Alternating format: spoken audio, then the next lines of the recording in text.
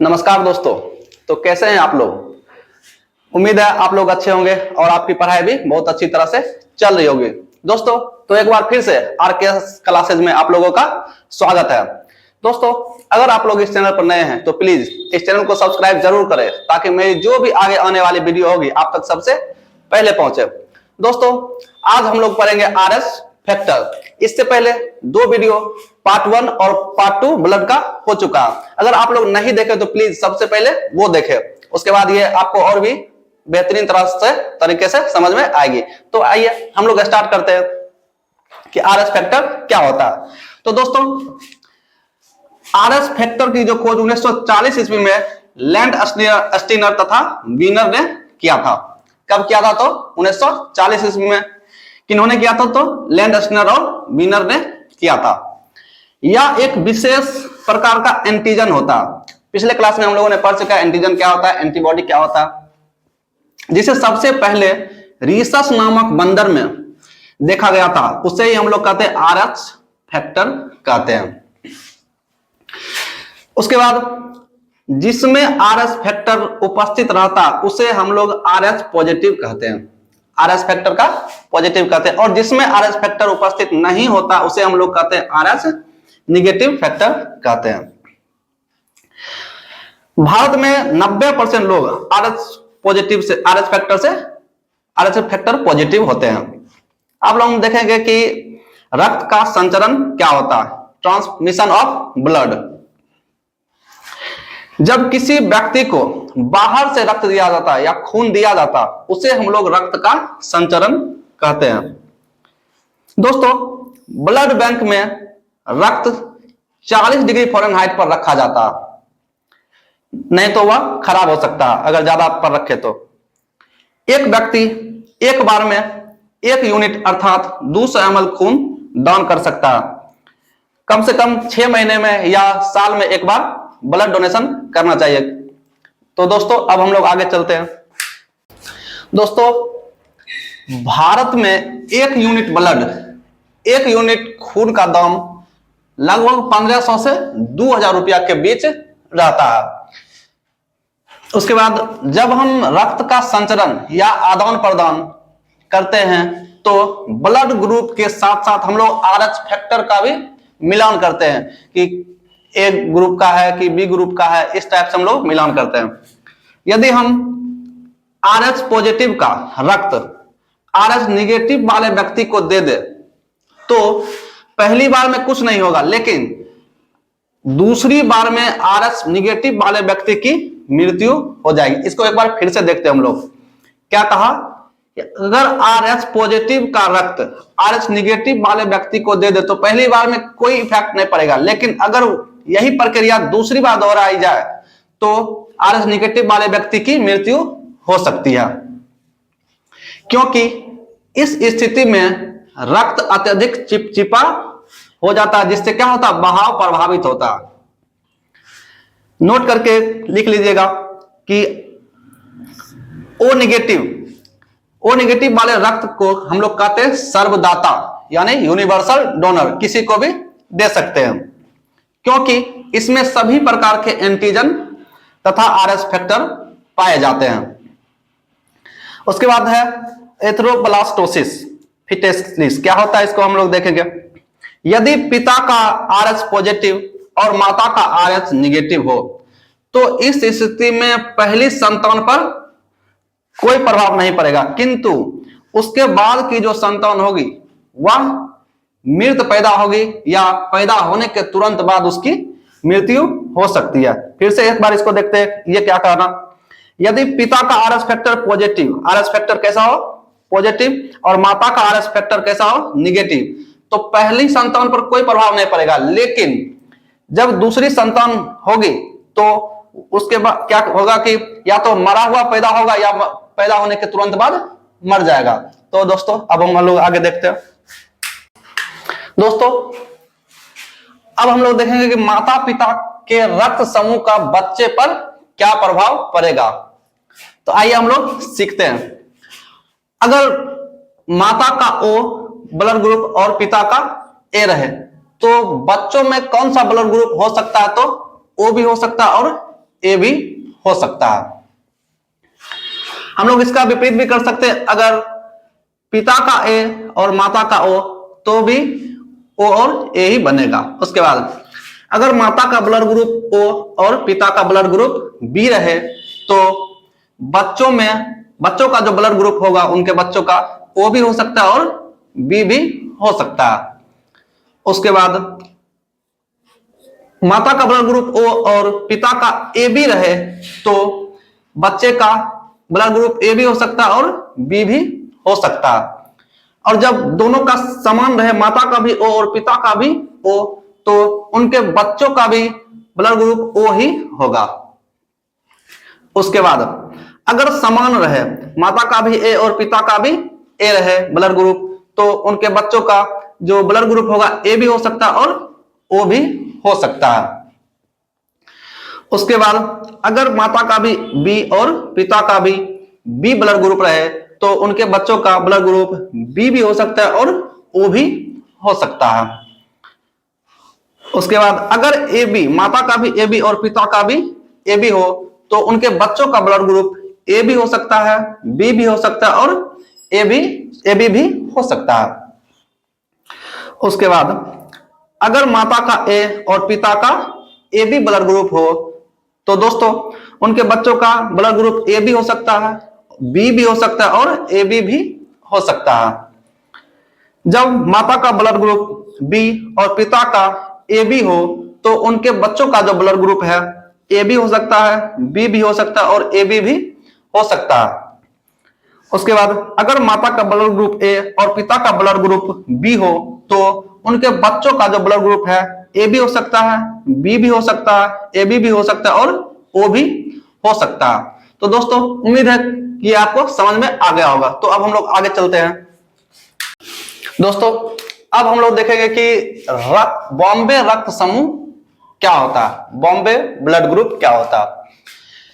यह एक विशेष प्रकार का रक्त समूह है जो 40 लाख लोगों में से किसी एक व्यक्ति में पाया जाता है। क्या होता है बॉम्बे ब्लड ग्रुप? 40 लाख लोगों में से किसी एक व्यक्ति में पाया जाता है। इसमें एंटीजन ए, बी तथा ओ पाया जाता है। इसकी खोज 1952 ईस्वी में बॉम्बे में डॉक्टर वायम वेंडे ने किया था। क्योंकि ये मुंबई के रहने वाले थे इसलिए इस ब्लड ग्रुप का नाम बॉम्बे ब्लड ग्रुप रखा गया। अब हम लोग देखेंगे हृदय की धड़कनों को मापने के लिए स्टेथोस्कोप, जिसे हम लोग आला भी कहते हैं, उसका प्रयोग किया जाता है। हृदय की धड़कन को मापने के लिए स्टेथोस्कोप का प्रयोग किया जाता है। दोस्तों आला के माध्यम से डॉक्टर लबडब की ध्वनि सुनता है, लबडब की आवाज को सुनता है। आला जो है या स्टेथोस्कोप प्रतिध्वनि के सिद्धांत पर काम करता है। आला किस सिद्धांत पर काम करता है? तो प्रतिध्वनि के सिद्धांत पर काम करता है। और 1 मिनट में हृदय 72 बार धड़कता है। कितना बार धड़कता है दोस्तों? तो 72 बार धड़कता है। जबकि शिशु अवस्था में जब छोटा बच्चा रहता है तब 1 मिनट में लगभग 150 बार धड़कता है। भ्रूण अवस्था में, भ्रूण अवस्था मतलब जब पेट के अंदर ही हो, गर्भावस्था में रहो, गर्भ के अंदर रहता है, तब हृदय 1 मिनट में 200 बार धड़कता है। उसके बाद व्यायाम के समय या दौड़ते समय 92 से 98 बार प्रति मिनट धड़कता है। अब हम लोग आगे चलते हैं। दोस्तों नोट करके लिख लीजिएगा, हृदय की धड़कन का कम होना ब्रैडीकार्डिया कहलाता है। हृदय की धड़कन का कम होना क्या कहलाता है? ब्रैडीकार्डिया कहलाता है। और हृदय की धड़कन का अधिक हो जाना ट्रैकीकार्डिया कहलाता है। क्या कहलाता है दोस्तों? ट्रैकीकार्डिया। एक बार फिर से देखते हैं, अगर हृदय की धड़कन कम हो जाए तो ब्रैडीकार्डिया और अधिक हो जाए तो ट्रैकीकार्डिया कहलाता है। उसके बाद हृदय की धड़कन पर स्वायत्त तंत्रिका तंत्र द्वारा नियमित की जाती है। हृदय की धड़कन पर स्वायत्त तंत्रिका द्वारा नियमित की जाती है। हृदय की धड़कन का नियंत्रण पश्च मस्तिष्क मतलब पीछे का जो मस्तिष्क है उसमें उपस्थित मेडुला ऑब्लंगाटा के हृदय केंद्र द्वारा किया जाता है। उसके बाद एक बार हृदय के धड़कन से मात्र 70 ml ब्लड ही अंदर जाता है। एक बार हृदय की धड़कन से कितना ब्लड अंदर जाएगा दोस्तों? तो 70 ml ब्लड अंदर जाएगा। अतः वह पूरा 5.5 लीटर अंदर जाने के लिए हृदय को 72 बार धड़कना पड़ेगा। मतलब जितना खून है, हम एक स्वस्थ मानव शरीर में लगभग 5.5 लीटर खून होता है। तो क्या होता है कि अंदर जाने के लिए उसे एक बार धड़केगा तो 72 बार धड़केगा तो कितना लीटर खून होगा? 5.5 लीटर। हमारी नाड़ियों की धड़कन गति, जो नाड़ी मतलब नस की जो धड़कन गति होती है 1 मिनट में 115 से 125 तक हो सकती है। हृदय की धड़कनों को नियंत्रित करने का कार्य पेसमेकर करता है। और यह पेसमेकर कहां होता है दोस्तों? तो हृदय के दाहिने आलिंद पर लगा हुआ होता है पेसमेकर। तो अब हम लोग आगे चलते हैं दोस्तों। अब हम लोग देखेंगे कि ब्लड प्रेशर क्या होता है, रक्तदाब क्या होता है। शरीर में रक्त के प्रवाह के कारण नसों की दीवारों पर पड़ने वाली जो दाब होती है उसे हम लोग रक्तदाब या तो ब्लड प्रेशर कहते हैं। उसके बाद रुधिर दाब को सामान्यतः बाएं हाथ की धमनी द्वारा मापा जाता है। कैसे मापा जाता है दोस्तों? तो रुधिर दाब को बाएं हाथ की धमनी द्वारा मापा जाता है। बाएं हाथ की धमनी के द्वारा रुधिर दाब को मापा जाता है। उसके बाद हम लोग देखें प्रकुंचन क्या होता है, या जिसे हम लोग कहते हैं सिस्टोलिक। सिस्टोलिक क्या होता है? जब नीला के सिकुड़ने के कारण हृदय रक्त के बाहर आता है, रक्त हृदय के बाहर आता है। जब नीला के सिकुड़ने के कारण रक्त हृदय के बाहर आता है तो हम लोग उसे कहते हैं सिस्टोलिक। फिर से एक बार देखते हैं दोस्तों, सिस्टोलिक किसे कहते हैं? जब नीला के सिकुड़ने के बाद रक्त हृदय के बाहर आता है तो उसे हम लोग कहेंगे सिस्टोलिक। इसका जस्ट ऑपोजिट डायसिस्टोलिक क्या होता है कि जब नीला फैलता है तो रक्त हृदय में प्रवेश करता है और इसे हम लोग कहेंगे डायस्टोलिक। क्या कहेंगे दोस्तों? तो डायस्टोलिक कहेंगे। दोस्तों सामान्य रक्तदाब क्या होता है? 120/80 होता है। तो रक्तदाब क्या होता है? Systolic by diastolic. और कभी कभी ऑब्जेक्टिव में पूछ ले कि सामान्य रक्तदाब कितना होता है, तो 120/80 mmHg। दोस्तों जब बीपी बढ़ जाता तो उसे हाइपरटेंशन कहते हैं। जब बीपी ज्यादा हो जाता है उसे क्या कहते हैं दोस्तों? तो हाइपरटेंशन कहते हैं। और इस स्थिति में जो रक्तचाप होता है, ब्लड प्रेशर होता है 140/90 mmHg हो जाता है, जिसे हम लोग कहते हैं हाई बीपी कहते हैं।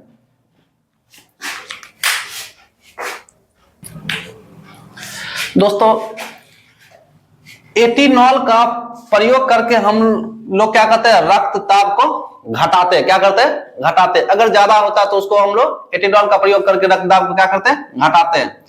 तथा जब रक्तचाप घट जाता है उसे हम लोग कहते हैं हाइपोटेंशन। क्या कहते हैं दोस्तों? हाइपोटेंशन कहते हैं। और इस स्थिति में रक्तदाब का जो होता है वह होता है 90/60 होता है mmHg। इसे हम लोग कहते हैं लो बीपी। क्या कहते हैं? लो बीपी। जबकि हाई बीपी में 140 बटा कितना होता है? 90। और लो बीपी में 90/60 होता है। उसके बाद बीपी मापने वाले यंत्र को ब्लड प्रेशर या रक्तदाब मापने वाले यंत्र क्या कहते हैं दोस्तों? स्फेग्नोमैनोमीटर कहते हैं। स्फेग्नोमैनोमीटर कई बार ऑब्जेक्टिव में पूछ चुका है कि बीपी मापने वाले यंत्र क्या कहते हैं? तो स्फेग्नोमैनोमीटर कहते हैं। अब हम लोग देखेंगे पूरे शरीर में रक्त का मार्ग, कहां से कहां तक रक्त जाता है और कैसे पूरे शरीर में परिवहन होता है। तो सबसे पहले हम लोग देखें महाशिरा। महाशिरा से दाहिना आलिंद तक जाता है, दायां आलिंद तक जाता है। उसके बाद दाहिना नीला के पास जाता है। उसके बाद फुफ्फुस धमनी के पास, फुफ्फुस धमनी से फेफड़ा की ओर जाता है। कहां जाता है दोस्तों? फेफड़ा। उसके बाद फुफ्फुस शिरा के पास जाता है। फुफ्फुस शिरा से कहां जाता है दोस्तों? तो बायां आलिंद की ओर जाता है। उसके बाद बायां आलिंद से बायां नीला की ओर जाता है, बायां नीला के बाद महाधमनी कहां जाता है दोस्तों? तो महाधमनी के पास जाता है। और महाधमनी से धमनी के पास, महाधमनी से कहां जाएगा दोस्तों? तो धमनी के पास जाता है। और धमनी से छोटी धमनी के पास जाता है। कहां जाता है दोस्तों? तो छोटी धमनी के पास जाता है। उसके बाद केशिका के पास जाता। उसके बाद उससे होते हुए छोटी शिरा के पास आता, छोटी शिरा से होते हुए शिरा के पास जाता, और शिरा से गुजरते हुए कहां जाएगा दोस्तों? तो महाशिरा के पास। उसके बाद लास्ट में दाहिना आलिंद के पास पहुंचता है। तो दोस्तों उम्मीद है ये चैप्टर आपको अच्छा लगा होगा। आपने इससे बहुत कुछ सीखा होगा। तो दोस्तों, अगर सबसे पहले आप लोग इस चैनल पर नए हैं तो प्लीज इस चैनल को सब्सक्राइब जरूर करें, ताकि मेरी जो भी आगे आने वाली वीडियो होगी सबसे पहले आप तक पहुंचेगी। तो अब हम इस ब्लड चैप्टर को यहीं पर समाप्त करते हैं। मिलते हैं अगले क्लास में। आज के लिए बस इतना ही। धन्यवाद।